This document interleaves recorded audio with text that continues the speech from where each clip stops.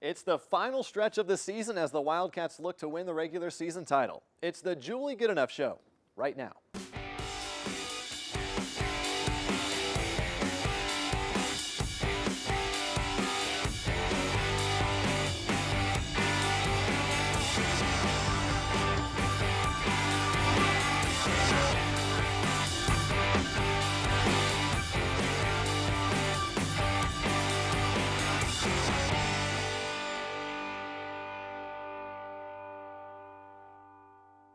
Welcome back to another episode of the Julie Goodenough Show. From the ACU TV studios on the campus of Abilene Christian University, I'm Owen Simpson alongside the women's head basketball coach, Julie Goodenough. Well, it all comes down to this. Just 2 games remain in the regular season, and the regular season title is still up for grabs. Coach, there's a lot of things that have to happen for you to come out on top in the standings this week, but how does it feel just to be where you are entering this final week? Yeah, I mean, we have positioned ourselves exactly where we had hoped to be at this point, still giving ourselves a chance to be the regular season champions, also trying to vie for the very best seed possible in the tournament. So we like where we are. We're excited about this week. I kind of feel like we're already in tournament mode, that every game that we have, or the 2 games we have coming up, are super important. We need to win both of them. So it's a fun time of the year. It is March. We're right into the March Madness, but we're excited about where we are right now. What's going to be key for your team going into this week? What do you want to see executed out on the court? Yeah, the only thing we want our players to think about is our game on Tuesday night. That's the only thing that we can really control. We're looking forward to a great practice, one more prep to get ready for that game. It's against a really tough opponent in SFA. We love playing at home. We've been playing really well at home the last week, and so we're just excited about Tuesday night. And that's really all we want our players to be thinking about right now. Don't go anywhere. We'll recap last week and get a closer look at the Southland Standings. This is the Julie Goodenough Show.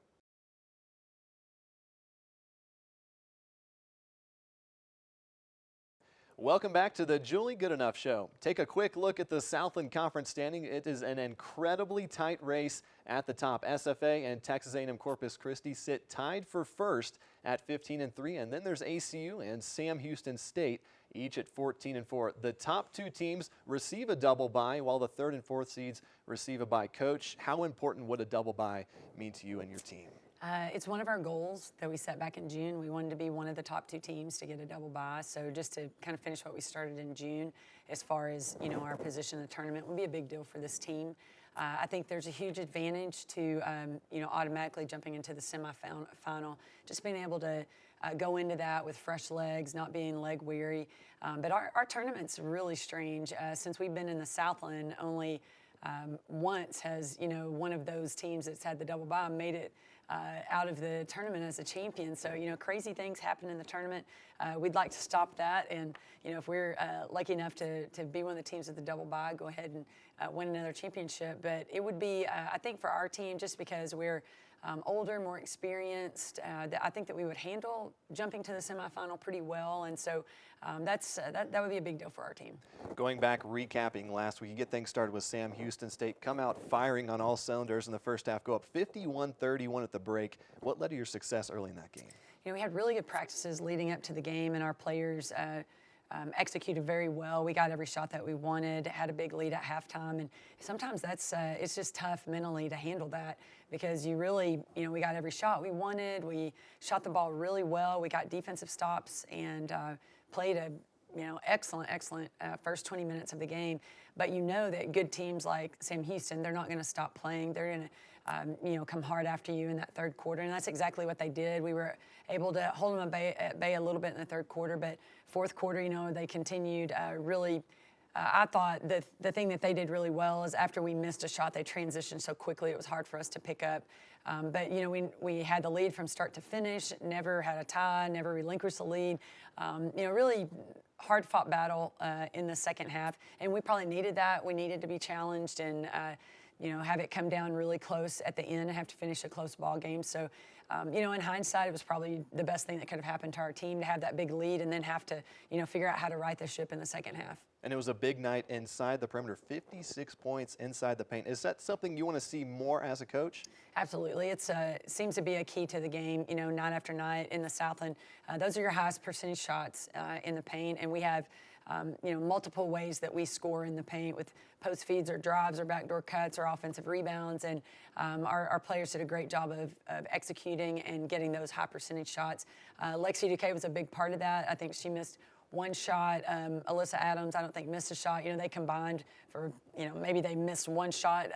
The two of them together did an excellent job scoring in the paint. And then we scored in transition as well with our guards getting layups. So big night in the paint for sure. And you mentioned they started inching closer in the second half. What did you take away really from that last 20 minutes? Our team probably didn't approach the third quarter the way we needed to. It's just hard when you have a big lead like that, and when everything came easy the first 20 minutes, you don't really know what to anticipate the rest of the way. But you have to know that teams at our level, that Sam Houston in particular, the top teams in the league, like they're never going to quit. Like they're going to keep playing hard regardless of what the score is. And we let it get a little too close for comfort. But I think in the long run, probably a good situation for us to have to hang on to that lead and finish the game with a win.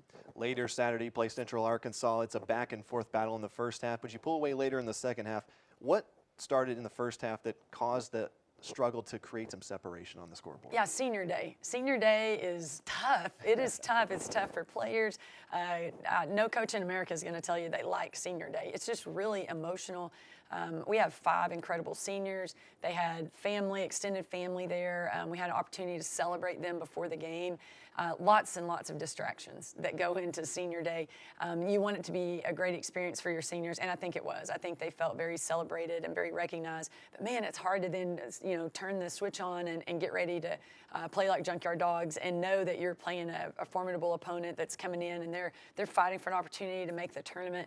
So the first quarter was not our cleanest. I thought about midway through the second quarter we established ourselves and started playing the way we needed to play. And then the second half I was really proud of. Our defense was good. I thought we really took care of the ball in the second half as well, and to come out with a good win. And offensively, I don't know that we could have played any better last week than we did. We're averaging 93.5 points at home over the course of the last 2 games. So just really proud of our team. But I'm just going to blame senior day. I mean, it just comes with lots of distractions for several days getting ready for that. But our players, finally about midway through the second quarter, they kind of figured out we better start playing. And your standout senior in that game, and really the standout player in the Southland Conference, Brianna Wright, goes off for 25 points. She scored 25 points in the game before against Sam Houston. I mean, how is she doing physically, putting up these numbers consistently every game? Yeah, physically, I think the season has taken a toll on all of our starters. They play a lot of minutes, a lot of physical battles. Mentally, I don't know that Bree's been sharper than she is right now.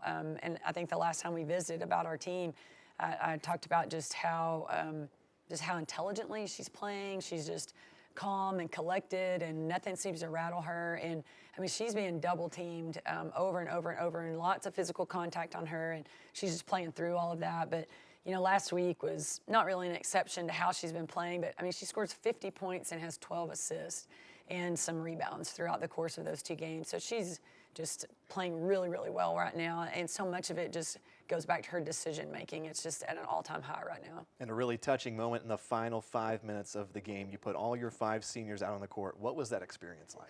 It was awesome, and I'm not a coach that really plans ahead for things like that, and I was like, hey, I'm going to put them all out at one time. And it's cool because they fill each position out on the floor. We've got a 1 through 5 out there, and it was just fun to have them out on the floor together. And our announcer recognized that and said something about it, which was really cool. The fans, gave them good applause. We had an opportunity to pull out our starting seniors at the end of the game so that they could be individually recognized too, which was really special. Just 2 more games left in the regular season. We'll preview those coming up next. But first, Emily Schaefer got the chance to sit down with Pamela Herrera as she manages her workload on the court and her schoolwork as a nursing major. This is the Julie Goodenough Show.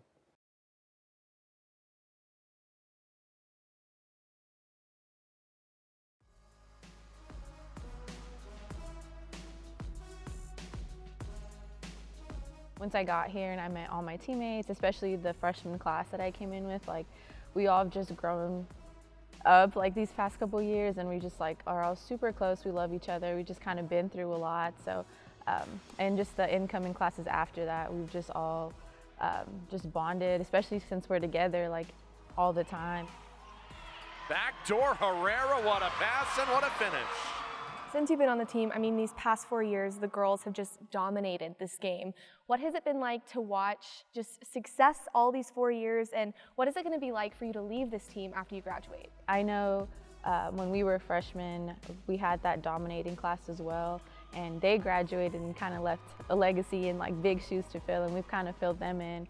And I know now we're leaving the incoming classes and the rest of our teammates like with bigger shoes to fill. So I know it's really tough, and I know I'm going to miss it so much, but I feel like we've all brought something to the program that's going to last forever. So it's just really amazing to see how much that Coach Goodenough keeps just like growing with the team, and how our teammates just keep growing. And I'm just excited to see what my teammates are going to do next year. So it'll be really fun to watch. And you're a nursing major, and I know you have a lot going on, and I know nursing majors that are just busy and they're not playing basketball on the side. So how do you juggle the two of those things? It is really, really challenging. It's been really tough. However, my teachers are so amazing. Their professors are so understanding. My first semester in nursing was really tough. I really struggled with time management. That's just kind of like the key, because I wasn't used to studying as much, and then going to clinicals, working in the hospital all day, and then coming straight to practice or straight to games. It was just like a lot on me mentally, physically.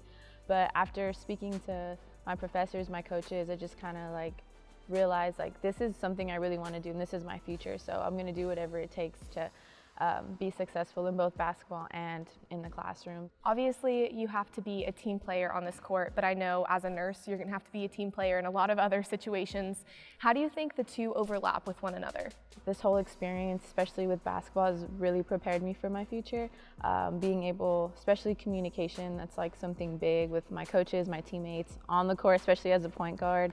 I know it's just going to carry over. This has made me stronger. I've really matured and like grown up. So I know once I'm like in a hospital setting and communicating with doctors and patients and their families, like this has already prepared me for that. And I'm I'm so grateful and thankful that I even had this opportunity to come here and really get to experience all of this.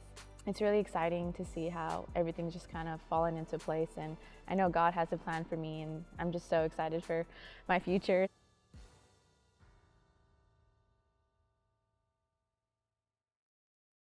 Welcome back to the Julie Goodenough Show. The Wildcats are home at Moody for the last time this season. Coach, how important is it to have a packed Moody Tuesday night?